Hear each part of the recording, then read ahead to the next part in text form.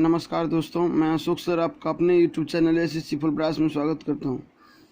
Friends, आज की class में हम लोग क्लास 10th के फिजिक्स का एक टॉपिक्स दर्पण सूत्र को स्थापित करेंगे। देखिए फ्रेंड्स, लिखा हुआ है कि सिद्ध करें कि 1/v plus 1/u equal to 1/f, जहाँ u वस्तु की दूरी, v प्रतिबिंब की दूरी और f फोकस दूरी है। तो फ्रेंड्स, इसे सिद्ध करेंगे। फ्रेंड्स, क्लास शुरू करने से पहले आपसे एक छोटी सी रिक्वेस्ट है कि यदि आपने चैनल को सब्सक्राइब नहीं किया है तो चैनल को सब्सक्राइब कर घंटी के आइकन को दबा लें ताकि आगे आने वाले वीडियो का नोटिफिकेशन आपको मिल सके। तो चलते फ्रेंड्स क्लास पर।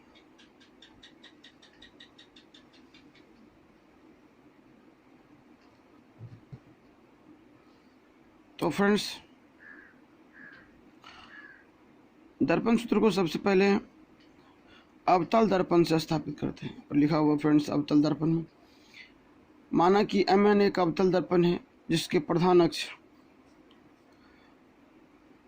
पर अनंत और वक्रता केंद्र C के बीच एक वस्तु OA इस प्रकार रखी गई है कि इसका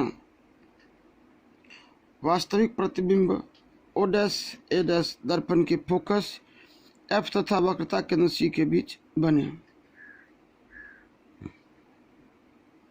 बिंदु B से BQ प्रधान अक्ष पर लंब डाला। तो क्या फ्रेंड्स, दर्पण हमारा ये Mn एक अवतल दर्पण है।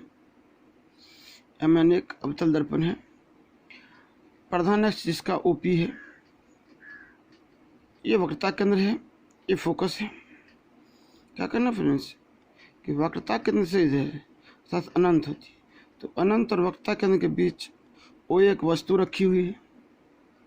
ए से चली पहली किरण दर्पण के बी बिंदु पर आपतित होती है और फोकस एफ से होकर गुजर जाती है। दूसरी किरण वक्रता केंद्र से गुजरती है जो बी से निकली किरण को ए डैश पर काटती है, ए डैश पर काटती है।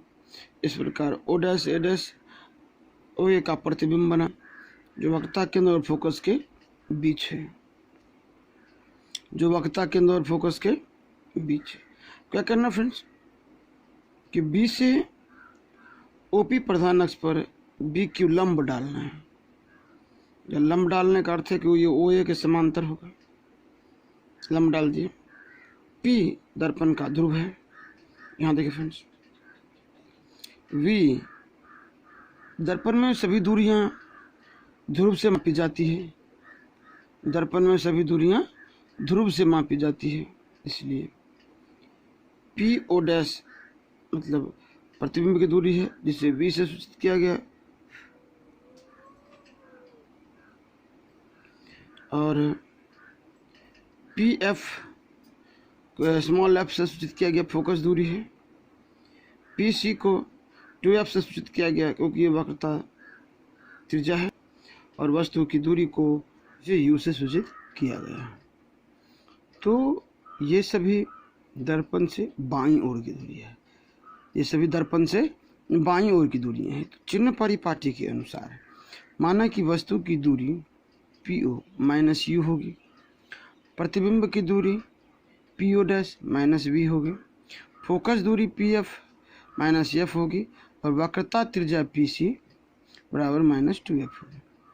तो अब क्या है फ्रेंड्स यहाँ पर कि अब त्रिभुज OAC यहाँ पर है OAC तथा O dash A dash C, इन दोनों त्रिभुज में वे इस त्रिभुज और ये त्रिभुज, इन दोनों त्रिभुज में क्या करना है, ये गौर से, ये 90 डिग्री होगा, ये भी 90 डिग्री होगा। ये कोण कट हो रहा है, कटिंग पॉइंट पर है, क्योंकि एक रेखा जिसको काट दिया तो इस कोण का इस कोण बराबर होगा, तो इस कोण से इस कोण के बराबर होंगे। तो देखिए इधर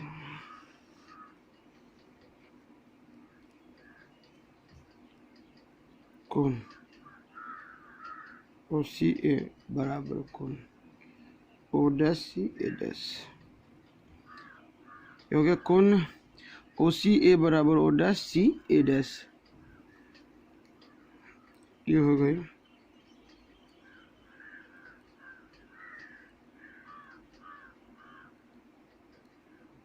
शीर्षाभिमुख कोण। अगला हो गई ए ओ सी बराबर ए डैश ओ डैश सी, समकोण, तो बच गया शेष कोण ओ ए सी बराबर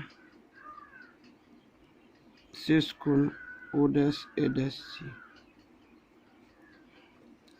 इसलिए त्रिभुज ओ ए सी समरूप हो गया, समरूप हो गया त्रिभुज O dash A dash C. जब समरूप हो गई तो समरूप त्रिभुज के भुजाओं का अनुपात क्या होता है, बराबर होती है, होता है ओ ए बट्टा ओ डैश ए डैश बराबर ओ सी बट्टा ओ डैश सी। समीकरण 1। इसी प्रकार त्रिभुज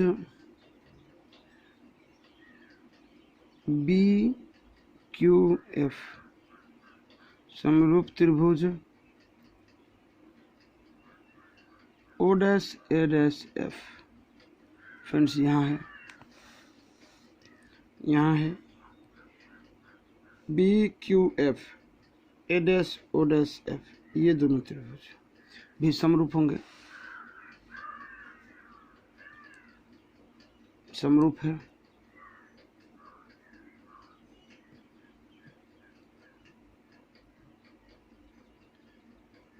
इसलिए बी क्यू बट्टा ओ डैश ए डैश बराबर क्यू एफ बट्टा O dash F.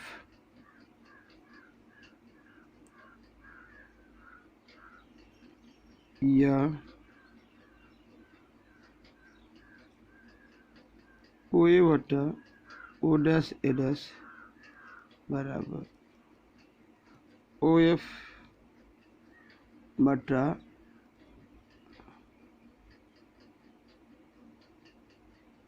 Q F बट्टा A O dash F, Q F बट्टा ओ डैश एफ, ये होगा इस समीकरण 2। तो यहाँ क्या है कि यहाँ मैंने बी क्यू के बदले ओ ए डाला, चूंकि बी क्यू बराबर ओ ए, अब बी क्यू बराबर ओ ए क्यों है वो देखिए फ्रेंड्स। यहाँ फिर कैसे क्या है कि यहाँ पर ओ पी एक रेखा है और उसके समांतर ए बी किरणें हैं, जिनके बीच मैंने बी से क्यू एक लंब डाला, तो ये ओ ए और बी क्यू समान होंगे। तो इसलिए यहाँ पर बी क्यू बराबर ओ ए है और समीकरण 2 है। तो अब चलते हैं फ्रेंड्स समीकरण 1 और 2 से देखेंगे आगे। पुनः माना कि बिंदु Q ध्रुव P के काफी निकट, तो QF बराबर PF।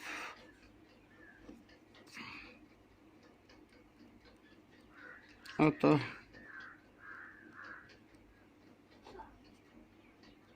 समीकरण 2 से ओ ए बट्टा ओ डैश ए डैश बराबर पी एफ बट्टा ओ डैश एफ, ये वही समीकरण 3।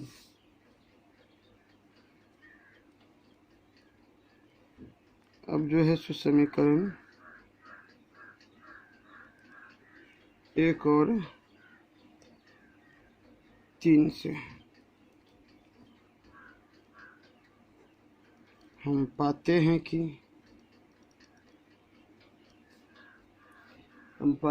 कि ओ सी बट्टा ओ डैश सी बराबर पी एफ बट्टा ओ डैश एफ। यहाँ पर हो गया क्या फ्रेंड्स कि ओ सी को तोड़िए P O minus P C में, ओ डैश सी को तोड़िए P C minus P O dash में। ये हो गई पी एफ और ये हो गया P O dash minus P F. तो क्या, तो यहाँ जो हमने ये वैल्यू रखा है इस वैल्यू को रख दीजिए। यहाँ इन मानों को इसके जगह पर पी ओ का मैंने माना था यू, पी सी को 2f, ये सभी वैल्यू यहाँ पर रख दीजिए। तो रख देते भाई minus U plus 2f plus, इसलिए कि माइनस और माइनस प्लस हो जाएगा, पी सी 2f, लेकिन यहाँ तो माइनस है फिर प्लस हो जाएगा, v minus F minus V plus F. अब फ्रेंड्स क्रॉस मल्टीप्लिकेशन करिए, minus U plus 2f minus V plus F minus F minus 2f plus V, गुना करिए U V minus 2vf minus U F plus 2f square, इधर भी हो गई 2f square minus V F. Friends क्या होगा, ये दोनों समान है इसलिए हटा दीजिए, यू बी को इधर रखिए, बाद बाकी सारे टर्म को उधर ले जाइए, तो minus V F plus 2vf minus U F था इधर इधर गया तो प्लस हो जाएगा, यू बी बराबर V F plus U F. जब ये मान आ गई तो क्या करना है कि यू बी एफ से दोनों तरफ भाग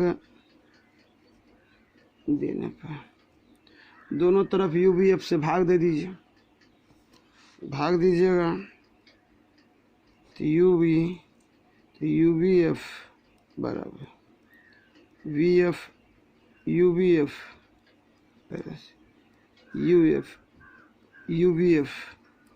इसको काट दीजिए, ये भी कट जाएंगे, ये भी कट जाएंगे।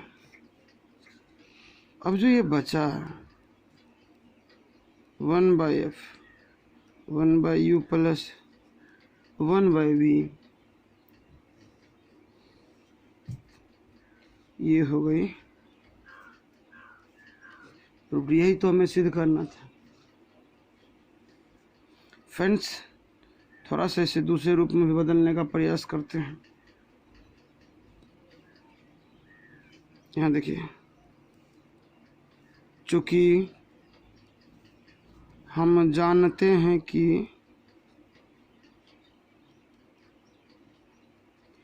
f बराबर r/2, अतः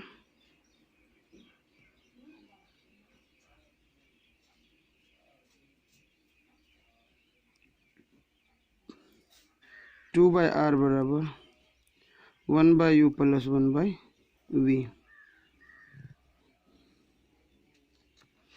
ये भी एक प्रूफ हो गई। तो हम ये भी कर सकते हैं। तो फ्रेंड्स इस प्रकार अवतल दर्पण से 1/f बराबर 1/u प्लस 1/v वह स्थापित हो गया, वो प्रूफ्ड हो गया। इस प्रकार आप एग्जाम में इतना कर सकते हैं। तो दर्पण सूत्र रहा ये किससे? अवतल दर्पण से। फ्रेंड्स उम्मीद करते हैं आपको ये समझ में आ गया होगा। अगर नहीं आई तो वीडियो को बार बार देखिए और खुद से करने का प्रयास करिए, हो जाएगा। फ्रेंड्स इजी ही है, ज़्यादा हार्ड नहीं है। क्या करना है, कैसे करना है, इस पर ध्यान ज़्यादा देने की ज़रूरत नहीं है, ये इजी है। हाँ, लेकिन आपको दर्पण में जो इमेज बनता है वो इमेज समझने की ज़रूरत है। अगर आप एक बार दर्पण की इमेज समझ गए, उसके मानों को रख दिए, तो ये बहुत आसानी से बन जाएगा। तो चलते फ्रेंड्स देखते हैं उत्तल दर्पण से दर्पण सूत्र स्थापित करना।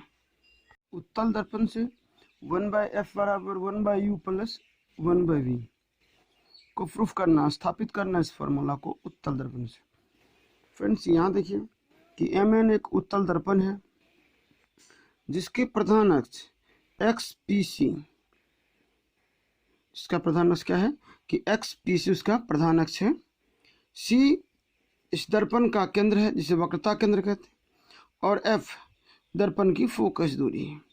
साथ ही P दर्पण के मध्य में, इसीलिए इसे ध्रुव कहते हैं। क्या करना है कि इसके प्रधान अक्ष पर OA एक वस्तु रखी हुई, वस्तु से चली पहली किरण दर्पण पर आपतित होने के बाद F से होकर गुजरती हुई प्रतीत होती है, F से होकर गुजरती हुई प्रतीत होती है। दूसरी किरण दर्पण पर आपतित होकर C से आती हुई प्रतीत होती है, और तीसरी किरण दर्पण के ध्रुव पर आपतित होती है और पुनः परावर्तित हो जाती है, परावर्तित होती है। तो इसे जब पीछे बढ़ाते हैं तो ये सभी रेखाएं एक दूसरे को A डैश पर काटती है। इस प्रकार O dash A dash O dash A dash ये वस्तु का प्रतिबिंब बना। फ्रेंड्स क्या है, सभी दूरियां दर्पण के ध्रुव से मापी जाती है। इसलिए यहाँ देखिए कि PC को 2f जो त्रिज्या है फोकस दूरी की दुगुनी होती है, PF को स्मॉल f, PO डैश को V क्योंकि PO डैश प्रतिबिंब की दूरी है, और वस्तु की दूरी PO को U से सूचित किया गया, मैंने यहाँ पर सूचित कर दिया। तो अब देखिए फ्रेंड्स ये तो आ गई फिगर की बातें। अब यहाँ जो थ्योरी मैंने लिख रखा है उसको समझ लेते हैं। यहाँ पर मैंने लिखा है कि माना कि Mn एक उत्तल दर्पण है जिसके प्रधान अक्ष XPC पर एक वस्तु OA इस प्रकार रखी गई है कि इसका काल्पनिक एवं सीधा प्रतिबिंब A डैश O डैश दर्पण के ध्रुव P एवं फोकस F के बीच प्राप्त होता है। सही फ्रेंड्स कि OA जो प्रधान अक्ष पर रखी गई है वह दर्पण के ध्रुव और अनंत के बीच है, जिसका प्रतिबिंब दर्पण के ध्रुव और फोकस के बीच बनता है, सीधा है लेकिन काल्पनिक है। आगे चिन्ह परिपाटी के अनुसार है। माना कि वस्तु की दूरी PO बराबर -u, क्योंकि यह दर्पण के बाईं ओर है इसीलिए -u, और दर्पण के दाईं ओर की दूरियां धनात्मक होती है इसलिए सभी होंगे धनात्मक। प्रतिबिंब की दूरी PO डैश V, फोकस दूरी PF बराबर F, वक्रता त्रिज्या PC बराबर R बराबर 2F। और अब जो त्रिभुज है हमारा OAC तथा AO dash A dash C में, देखिए OAC और O dash A dash C में ये C कोण तो वाइनिस्ट हो जाएगा। चलते हैं कि कोण OCA बराबर कोण O डैश CA डैश, ये हो गया उभयनिष्ठ। आगे हो गया कोण AOC बराबर कोण A dash O dash C, ये हो गया 90 डिग्री। तो शेष कोण, जब दो कोण समान हो गई तो शेष कोण समान होना है। OAC बराबर शेष कोण O dash A dash C। इस प्रकार जब त्रिभुज का तीनों कोण समकोण हो जाए तो वह समरूप त्रिभुज कहलाता है। अतः त्रिभुज ओ ए सी समरूप त्रिभुज O dash A dash C. जब फ्रेंड्स दो समरूप त्रिभुज हो जाते हैं तो इसलिए क्या मिलती है कि भुजाओं का अनुपात बराबर होता है, भुजाओं का अनुपात बराबर होता है।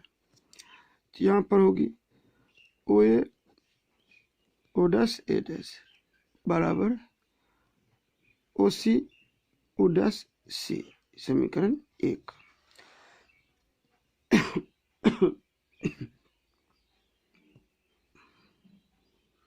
इसी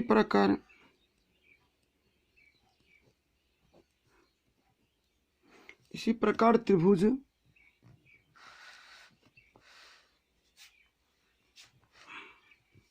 अब देखिए फ्रेंड्स, यहाँ भी दो त्रिभुज बनी हुई है, यहाँ भी दो त्रिभुज बनी हुई है, उसे हम लोग गौर से देख लेते हैं।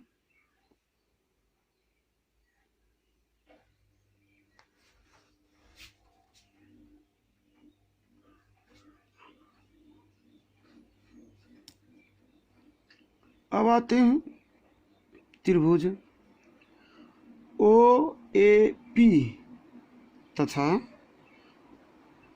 ओ डैश ए डैश पी में। ओ ए पी तथा ओ डैश ए डैश पी में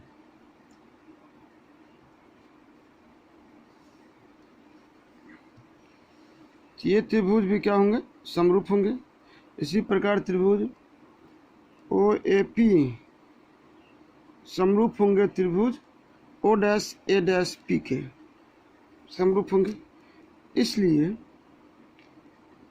ओ ए बट्टा ओ डैश ए डैश बराबर ओ पी बट्टा ओ डैश पी, समीकरण 2।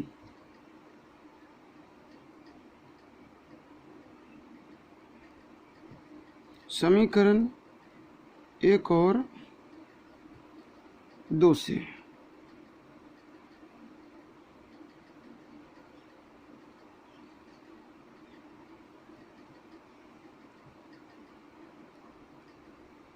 ओ सी बट्टा ओ डैश सी बराबर ओ पी बट्टा O dash P,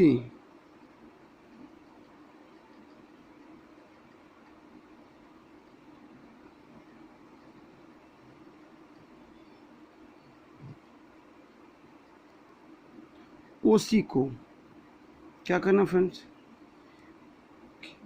P O plus P C और P C minus P O dash, इसका ओ पी का हो जाएगा। ये तो ठीक है, ये ठीक ही है, हल सीधा कर देना है, क्योंकि दर्पण दूरियां पी से मापी जाती है, ध्रुव से मापी जाती है, ध्रुव से लिखेंगे।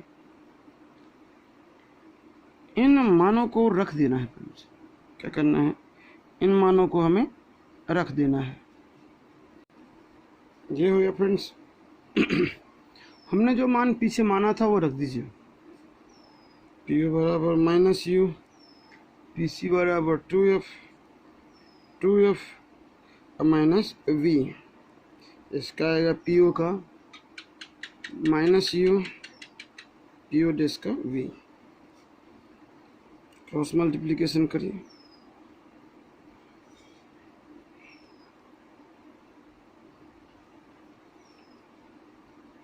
जैसे करेंगे minus you we plus 2vf, ये करेंगे माइनस 2uf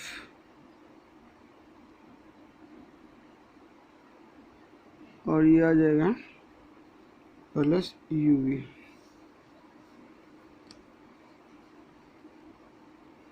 इसको इधर ले आने का,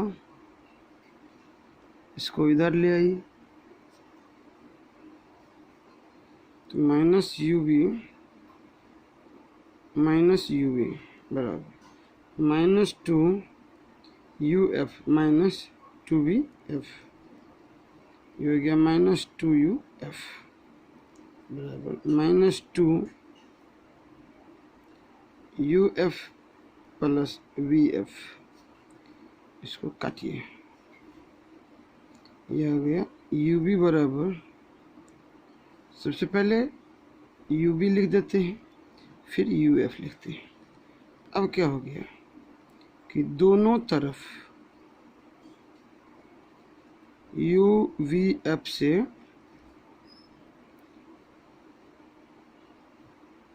भाग देने पर, भाग दे दीजिए, दोनों तरफ भाग दे दीजिए। u_v_f बराबर v_f u_v_f plus u_f u_v_f, ये कैंसिल हो जाएगा, ये कैंसिल हो जाएगा, कैंसिल हो जाएगा। 1/f बराबर 1/u प्लस 1/v। फ्रेंड्स, इस प्रकार ये फॉर्मूला स्थापित तो हो गया। फ्रेंड्स, इसे अगर आप समझ गए हैं, बढ़िया से लाइन बाय लाइन देखे हैं, तो उम्मीद करते हैं ये समझ में आ गया होगा। फ्रेंड्स, फार्मूला स्थापित करना कोई भारी चीज़ नहीं है, कोई बड़ी बात नहीं है, आप इसे कर सकते हैं। अब बस इतना ध्यान रखना है कि कौन सी फार्मूला कहाँ यूज करें, कौन सी फार्मूला कहाँ यूज करें, ये आपको ध्यान में रखना है। अगर आपने ये ध्यान में रख लिया तो ये ईजी वे में बन जाएगा। फ्रेंड्स, इसमें ज़्यादा इधर उधर करने की ज़रूरत नहीं है, ये आसान है, कोई हार्ड चीज़ नहीं, इसे आप कर सकते हैं, इसे आप कर सकते हैं।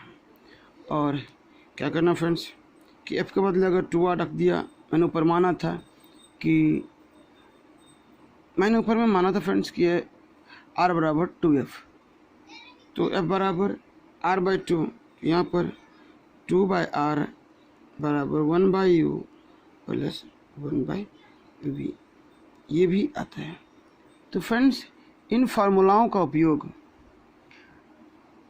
ढेर सारी न्यूमेरिकल बनाने में की जाती है। कई न्यूमेरिकल होते हैं जिसको इसी फार्मूला के आधार पर बनाया जाता है, इसी फार्मूला के आधार पर बनाया जाता है। फ्रेंड्स, इन फार्मूलाओं के आधार पर मैंने एक यहाँ पर क्वेश्चन लिखा है, जो फार्मूला मैंने अभी पढ़ा है उसके आधार पर एक क्वेश्चन है कि 10 cm फोकस दूरी के अवतल दर्पण के सामने कोई वस्तु 15 cm की दूरी पर रखी हुई है, तो प्रतिबिंब की दूरी ज्ञात करें, प्रतिबिंब की दूरी ज्ञात करें। तो फ्रेंड्स, हम कैसे करेंगे, तो हम आते हैं सॉल्यूशन में, यहाँ पर माना कि f बराबर 10 cm, तो माना कि f बराबर 10 cm, तो अब और क्या गया यहाँ पर कि वस्तु की दूरी u बराबर दिया हुआ है 15 cm, ज्ञात करना है हमें ये v। तो फ्रेंड्स, हम जानते हैं कि 1/f बराबर 1/u प्लस 1/v, तो 1/f, तो 1/10, लेकिन ये है दर्पण कौन सा, दर्पण कौन सा है, तो अवतल है, इसलिए फोकस दूरी ऋणात्मक होगी। 1/-15 प्लस 1/v, तो 1/v बराबर क्या होगा, 1/-10 माइनस 1/-15, तो एलसीएम जो हो जाएगा ये हो जाएगा 30, 10 तिया 30 माइनस 3, 15 दूना 30 प्लस 2 माइनस हो जाएगा 1/30।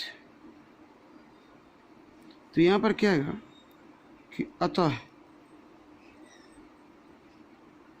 तो ये क्या होगा फ्रेंड्स कि इसलिए v बराबर -30, अतः प्रतिबिंब की दूरी 30 cm, क्या होगा फ्रेंड्स, जो प्रतिबिंब की दूरी थी वह कितना प्राप्त हो गया, हमें 30 cm प्राप्त हो गई। हमें प्रतिबिंब की दूरी 30 cm प्राप्त हो गई। तो फ्रेंड्स देखिए, इस प्रकार से ये क्वेश्चन तो बन गया, बहुत आसान था। इस प्रकार के न्यूमेरिकल को आप आराम से बना सकते हैं। तो फ्रेंड्स आज की क्लास को मैं इतना पर ही समाप्त करता हूँ। मिलते हैं अगले क्लास में आवर्धन सूत्र के साथ। तब तक के लिए जय हिंद। Thanks for watching.